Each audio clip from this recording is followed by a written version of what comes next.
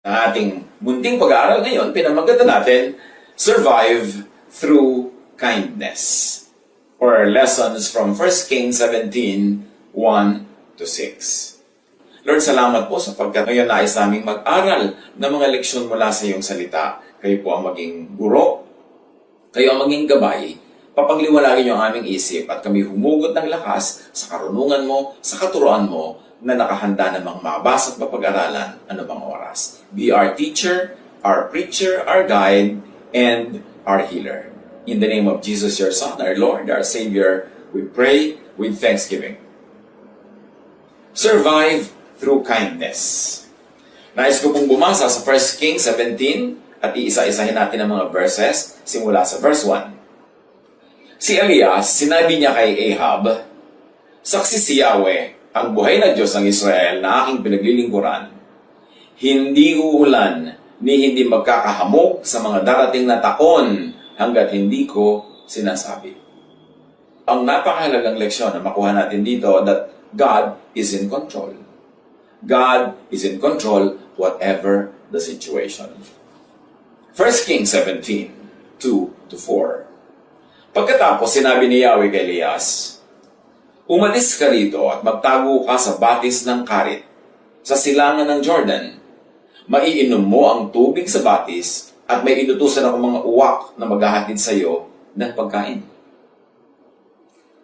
Ang kaharian noon ay nasa isang malaking peligro, malaking problema, at mayroong persecution, hinahanap ng wicked queen ang mga propeta ng Diyos, pinagpapapatay. So, nagkaroon ng ganitong uri ng sitwasyon at itong propeta nanalangin siya na huwag uulan, huwag hahamog. Yun na rin ay ayon sa guidance sa kanya ng Panginoon at ganun nga ang naganap. Nagkaroon ng mahirap na kalagayan sa bayan, walang ulan, therefore walang agriculture, therefore walang pagkain, and everybody was going hungry and thirsty. At ang turo ng Panginoon sa propeta, pumunta ka sa ganung lugar. At ang lugar na yon, outside of the boundaries of Israel. So nakikita natin, pinapakita ng Diyos that even outside of those boundaries, pwede siya magpala at gusto niyang dali ng kanyang mga anak kung doon niya bibigyan ng provisions. We have to get out of our comfort zones. We have to get out of the usual way we do things kung yun ang leading ng Panginoon. And God sends Elijah to an unlikely place. Ilang, malayo sa bayan. But God feeds Elijah through unlikely instruments. Mga ibon na itinuturing ng mga Israelita noon na unclean. Birds that were considered unclean were used by God to feed Elijah. From the mouth of the birds, natural yun lang naman ang panghawak nila na i-deliver nilang pagkain, to the mouth of Elijah. Of course, through his hands and through his preparation. Pero kung magiging maselan ka at sasabihin mo, "I don't like this is an unclean bird, I don't want to be fed by an unclean bird," sambagaling ang binibigay niya na pagkain, yun ay nilampasan ni Elijah. He went against convention, tradition, the usual practice, at tumanggap siya ng pagpapala sa mga channels ng Diyos na hindi karaniwan associated with blessing. 1 Kings 17:5.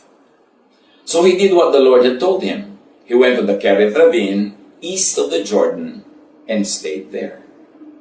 Sinunod nga ni Elias ang sinabi ni Yahweh. Lumakad siya at nanirahan sa may batis ng Karit sa silangan ng Jordan. Very clear yung pagsabi ng boundary because it's outside of the usual boundary where the Jews were comfortable. Hindi nila home front yan, hindi nila home place, but it was the place where the Lord led the prophet. In a manner of speaking, Elijah is away from everyone else. Kaya kung meron sa ating mga nalulungkot-lungkot dyan at namimiss-miss natin yung mga iba nating hindi nakakasama physically for a while, think of Elijah. Nag-iisa lang nga siya noon, wala siyang kasama doon sa ilang na lugar na yon at dinadalhan lang siya ng mga ibon ng pagkain. But the Lord was there. The Lord was with him. The Spirit of God was with him. And when the Spirit of God is with us, we are never really alone. 1 Kings 17:6. The ravens brought him bread and meat in the morning, and bread and meat in the evening, and he drank from the brook. So meron siyang carbohydrates at meron siyang protein, Kompleto rekado ang supply sa kanya on schedule. Umaga at hapon, dinadalhan siya. Importante na tayo'y umaasa sa Panginoon. But you know, the Lord used these ravens, so the Lord can use anybody, anything, para tayo bigyan ng mga kailangan natin sa buhay. Huwag tayong masyadong mag-alala tungkol sa mga bagay na yan. Because ang ating masalangit, siya ang nagbibigay sa atin ng mga provisions. We only have to open our eyes to the many wonderful ways that God blesses us. Be thankful, not be afraid, and to be conservative. Na pagtipirin naman natin, ayusin natin ang paggamit para humaba ang ating supply. Umaga at hapon, may mga uwak na nagdadala sa kanya ng pagkain at sa batis naman siya umiinom. So, natural mineral water pa ang inumin niya. Well, not all of us will have that luxury, pero ang mahalaga, binibigyan tayo ng Panginoon ng maiinom na sapat sa pangangailangan natin pang-araw-araw. Elijah submits to God's instruction and is given food and drink. Remember, hindi nauna yung food and drink. Ang nauna, pagsunod niya. At nung sumunod na siya sa instruction ng Diyos, sumunod yung provision. Sumunod ang blessing. 1 Kings 17, 7-9. Ngunit, dumating ang panahon na natayo na rin ang batis. So, natuyo na rin pati ang pinagagalingan ng kanyang inumin. Kaya sinabi sa kanya ni Yahweh, umalis ka rito. Pumunta ka sa Sarepta, sa lupain ng Sidon. May inutusan akong isang byuda na magpapakain sa iyo roon. So the brook dries up, but God offers another source of provision for Elijah. Again, another unlikely channel of blessing, and a very unlikely helper, a woman, a widow, which, by the standards of the culture at the time, could be equated with a very weak person. Walang power, walang strength, walang social, economic, political power. Pero yun ang gagamitin ng Panginoon para pakainin itong si Elijah. When God chooses an instrument, when God chooses a channel of blessing, who are we to say, ay kulang yan, ay mahina yan, ay hindi yan sapat?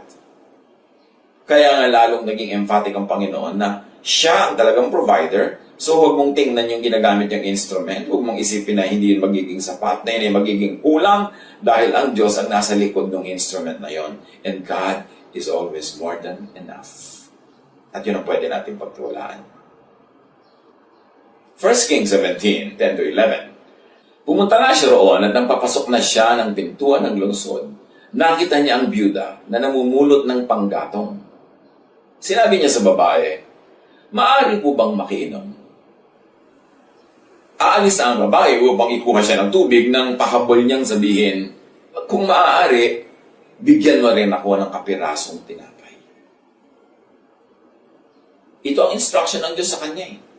Yung babaeng makikita niya ang magpapakain sa kanya. So, buong lakas ng loob naman siya humingi ng maiinom. Can you imagine asking for a drink in a time of drought? Walang tubig, walang supply. Kung meron man yung babaeng itinago-tagong konting tubig, para sa kanya lang yon o sa kanyang pamilya, o sa kanyang anak. Pero ngayon, nandito ang prophet asking for water. Hindi naman nag-atubili yung babae na tumulong. Kukuha na talaga siya ng tubig. Maaring siya man ay kinausap ng Diyos, inihanda ang kanyang loob para siya maging mapagbigay kahit sa panahon ng kanyang sariling pangangailangan. Ito ang instruction ng Diyos sa propeta at maaring dun din sa babae. Dapat sensitive tayo sa pakikinig sa instruction ng Diyos. Kahit tayo may mga pangangailangan, kahit gusto natin maging selfish, kahit gusto nating sarili ang unahin, pakinggan ang tinig ng Diyos. 1 Kings 17:12. Sumagot ang babae, saksi si Yahweh, ang iyong buhay na Diyos na wala na kaming tinapay. Meron pa kaming kakaunting harina at ilang patak ng langis. Namumulot nga ako ng panggatong upang lutuin iyon at makakain man lang kami ng anak ko bago kami mamatay. Ganon kagrabe ang sitwasyon. Itong babaeng sinabi ng Diyos sa propeta, puntahan mo yun na magpapakain sa iyo. Meron siya konting tubig, kaya pwede siya magbigay. Pero nung humingi ang propeta ng tinapay, sabi niya, ang totoo, meron kaming konting-konting harina. Baka isang takot na lang yun. Meron kaming konting-konting langis na kailangan sa pagtimpla para makagawa ng tinapay. titimplahin ko na yon, lulutuin ko na yon, kaya mo ko natagpuan dito sa gate ng bayan, nangunguha ko ng mga tuyong kahoy para gumawa ako ng apoy, para magluto. Kakainin na namin, mag-inahuli naming supply, at mamamatay na kami sa gutom kasi wala namang darating na supply. Hindi umuulan, walang bunga ang mga puno, tuyo ang lahat. Ito na ang huli naming meal. Tapos humihingi yung prophet ng tinapay. Indeed, it was a very unlikely helper. Kapos na ang babae, siya pa ang hiningan. Pero kung iibigin naman niya na magbigay, may maibibigay pa siya. Kaya lang, baka mawalan na siya at ang kanyang anak o kaya mabawasan ang sana ay konting-konting pagkain na lang nila. 1 Kings 17:13-24. Sinabi sa kanya ni Elias, huwag ka mag-alala. So there was an assurance from God through the prophet. That's why I like to believe that this woman was also spoken to by the Spirit of God. Kasi hindi naman madaling maniwala sa isang estranghero, no matter how much of a prophet he might look. Kung yung tiyan mo na ang nakataya, pagkain mo na ang nakataya, huling supply mo na ang hinihingi. So sabi ng prophet, huwag kang mag-alala. At yan ang laging sinasabi ni Jesus, di ba? Fear not. Huwag kang matakot. Huwag kang kabahan. Buuin mo ang iyong loob. Patiwasayin mo ang iyong isip. Why? Because God is in control. God is in heaven and God knows what's happening. Pumunta ka na at gawin mo ang iyong sinabi sa patuloy ng propeta. Ngunit ipagluto mo muna ako ng isang maliit na tinapay. So sabi niya, sige, kunin mo na yung inumin na iinumin ko, pero ipagluto mo muna ako ng maliit na tinapay, tapos iluto mo yung natira para sa inyo mag-ina. Test kaya to. Last food na nga nila yun eh. At pagkatapos, sabi ng propeta, magluto ka ng para sa inyo. Is it a test? A test of faith? Uunahin pa ang prophet kesa sa sariling anak. Every single cell in the body of a usual, normal person would refuse that. Siyempre, self-preservation muna. Ako muna, anak ko muna, bago iba. Pero ang babaeng ito was put on trial. Make or break to. Susundin ba niya ang propeta? At maaaring mawala ang lahat ng kahit konti na lang niyang huling kakainin? O maaaring totoo ang kanyang sinasabi na huwag ako mag-alala dahil may dahilan siya para sabihin huwag ako mag-alala? 1 Kings 17:13-24 sa pagpapatuloy. Sabi ng propeta, huwag ka mag-alala sapagkat ganito ang sabi ni Yahweh, Diyos ng Israel. Hindi ninyo mauubos ang harina sa lalagyan at hindi rin matutuyo ang langis sa tapayan hanggat hindi sumasapit ang takdang araw na papapatakin na ni Yahweh ang ulan. So God, through the prophet, promises and not provisions. Sabi ng prophet, huwag ka mag-alala. Ipakain mo sa akin yung hinihingi ko, ipainom mo sa akin ang iniinom na gusto ko, at magluto ka ng para sa inyo mag-ina, at kalimutan mo yung sinasabi mong isang dakot na lang ang harina nyo, konti na lang, ilang patak na lang ang langis mo. No. Gawin mo itong sinasabi ko dahil itong pinapagawa ng Diyos at hindi ka magugutom sa buong panahon hanggang pumatak ang ulan, tumubo ang mga halaman, mamunga, at bumalik ang lahat sa dati. The woman had to choose. Maniniwala sa propeta, give her everything and receive or lose everything. Or not believe, that's the other choice. Not give her everything and be able to eat something once and then die of hunger afterward. Hindi yan madaling pagpilian kung tayo ang nasa lugar. Susundin ko ba siya at makikinig ako sa sinasabi niya, hindi ako magugutom buong panahon ng taggutom? O hindi ako makikinig? At least kakainin ko itong huling meal, di bali na at least nagkaroon man akong huling meal kahit ako mamatay sa gutom after. Ano ang gagawin ng babae? Sa pagpapatuloy, ginawa nga ng babae ang utos ni Elias. Yung pakikinig sa isang talagang God-led voice, pakikinig sa udyok ng Espiritu na nadidinig mo sa iyong isip at sa iyong puso ay nadarama mo, that makes a difference. Make or break. The woman chooses to believe. The woman chooses to be kind in a time of need. the woman chooses to give little of what she had, hindi naman hiningi lahat may matitira rin sa kanya. Uunahin lang nga niya yung propeta. Maaring yun ang test part ng element ng kwento na ito. Pero hindi naman hiningi lahat, may matitira. The woman chose to divide the little that she had para merong mapakain, hindi lang siya, hindi lang anak niya, pati ang stranger na ito. At sa pagpapatuloy ng binabasa natin, at hindi naubos ang pagkain ni Elias at ng mag-ina sa loob ng maraming araw. Hindi nga naubos ang harina sa lalagyan at hindi rin natuyo ang langis sa sisidlan, tulad ng sinabi ni Yahweh sa pamamagitan ni Elias.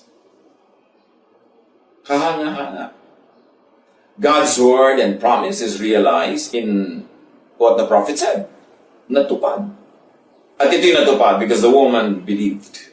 The woman chose to believe. And even, not on a spiritual level, on a practical level lang, the woman chose to be kind and to be good in such a time that there was a lot of reason not to be kind and not to be good. And because of that choice, her life, the life of her son, were spared. And not only that, she was able to minister to God's man, the prophet. Yung kwentong yan, bagamat matanda, very fresh ang application. Kasi noon at hanggang ngayon, pare-pareho lang naman. Sabi nga ni Solomon, there is nothing new under the sun. Lahat pa ulit-ulit lang. Kaya yung need noon, need pa rin ngayon. Who was God then is still God now. God reigns. Pag gusto kang i-bless ng Diyos, walang makakapigil. Kaya ang mahalaga, patuloy tayong manalig, patuloy tayong maging mabuti, maging mabait, sapagkat sa pagbibigay natin ng ating mga tinatangkilik na galing din naman sa Diyos, doon naman tayo nabibigyan din. Kung magbigay man tayo, actually, una na tayo nakatanggap, kaya tayo may naibibigay. At kung nagbibigay pa tayo, that is the way for God to continue giving us the supply. Napaka-dramatic, napaka-cinematic na nangyari. Matapos lutuin ng balong ito ang kahuli-hulihang patak ng langis at kahuli-hulihang mga harina niya, kinabukasan, pagsilip niya sa loob ng banga, may laman na naman. Meron na namang harina at meron na namang langis. Luto na naman siya. Kain na naman sila sa araw na yun. Kinabukasan, pagtingin niya, meron uli. Hanggang dumaan ng maraming panahon, hanggang niloob na ng Diyos na magkaroon uli ng ulan, madilig ang lupa, tumubo ang mga tanim at mga halaman, bumalik ang lahat sa dati, and they were able to be sustained by that daily bread. Na yun ang sinasabi ni Jesus. Ang panalangin itinuturo niya sa atin, give us this day our daily bread. At pag sinabing daily bread, ibig sabihin, hindi ka sobrang takot about the future, about tomorrow, about the very far, far future, to the point that you now become generous. You're able to give to the needs of people now, not thinking that you will need it tomorrow, because you know that tomorrow God will be there and God will give you your daily bread. Payapain natin ang ating isip. Seek first His kingdom and His righteousness, and all these things shall be added unto you, sabi ni Jesus. Anong kingdom ang dapat nating hanapin ngayon? God's kingdom on earth. Di ba ang turo niyang panalangin? Thy kingdom come, thy will be done on earth as it is in heaven. It is not us going to the kingdom of God, but the kingdom of God coming down to us. And where will the kingdom of God come down to? To our hearts, to our minds. Sabi ni Jesus, huwag kayong mabahala, huwag kayong matakot, anong isusuot, anong kakainin, anong dadamtin, ano ang iinumin, sabi niya ganon. Yung mga tao lang na walang Diyos sa puso ang nag-iisip ng ganyang mga nakakatakot na bagay. Sabi niya, seek first His kingdom, meaning unahin mo ang Diyos, ang paghahari ng Diyos sa iyong puso, unahin mo ang mga thoughts that are very godly, mga nagbibigay ng kapayapaan, katahimikan, katiwasayan, yun ang kingdom of God. Unahin mo yon at ang lahat na naipang mong kailangan, susunod na rin na darating. So sa ganito mga challenging times, anong dapat nating unahin? Know enough of God's promises. Know enough of God's history of dealing with His people. And that is how we will survive. God is the same yesterday, today, and tomorrow. Itong babaeng ito na isang dakot na harina, ilang patak na langis, na parami ng Diyos at nasustain sa buong panahon? Lalo naman sigurong kayang paramihin ng Diyos yung kilo-kilo o kaban-kaban yung nakatago dyan mga bigas-bigas, mga marami nyo dyan mga provision na naipon-ipon, o kahit yung mga walang naipon na umaasa ngayon sa dadalhin ng ibon, sa dadalhin ng uwak, it's still God who is behind all of these instruments. Have peace, sabi ni Jesus. I have overcome the world. God is with us. And God calmed the storm through Jesus. So let Jesus calm your heart. Although there's a storm, let Jesus calm it so that we will be like Jesus, sleeping at the stern, relaxed, though there was a storm that was tossing the boat to and fro. God bless us all.